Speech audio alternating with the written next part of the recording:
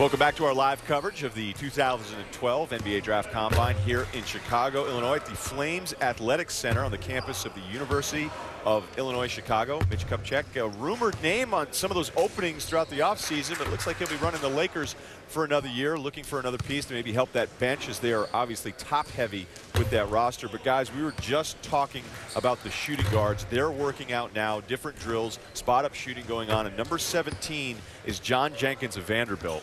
And, Chad, I've heard you talk about him throughout the season. He's not thought to be a lottery guy in that range, but how special is his shooting ability in the eyes of some of the evaluators? I think he's probably the best shooter in this draft. Some people will say Doran Lamb out of Kentucky is that guy, and you can make a good argument either way. What NBA scouts really like about him, he has such a quick release on his jump shot as well. Not only does he have great range, but it's very quick.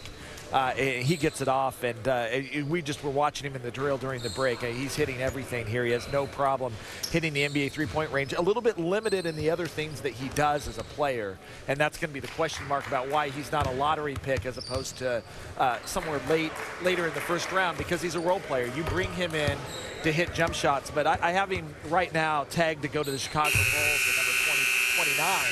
At the end of the first round, because the Bulls desperately need shooting in their backcourt. And I think whether it's him or Doran Lamb or whatever, they're going to get a really good shooter. I think there is a need for specialty players in the NBA. I mean, specialty players win championships.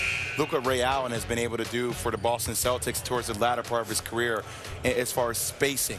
And I think that's what John Jenkins can be utilized on the floor for spacing. And great example, like you said, Chicago, with a guard like Derrick Rose, when he comes back and he's healthy, with the way he penetrates and gets into the lane, you can't help off a guy like John Jenkins. We're just looking at Tom Thibodeau, the Bulls head coach, as Chad mentions, has him slated to go there. Fran, I'm not sure what direction you were going to go in, but I want to ask you something a little bit more specific.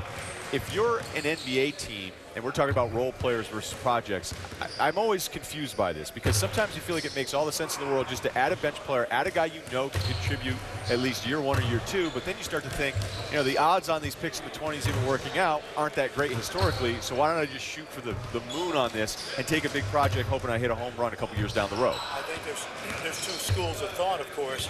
I think when you look at John Jenkins, you are talking about the ultimate specialist. This guy is a great shooter. Fran's mic is down right now, Tom. You want to follow up on that? Yeah, that was brilliant what you were saying, by the way.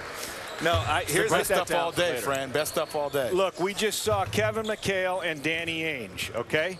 Kevin McHale's now a head coach. Danny Ainge is a general manager, okay?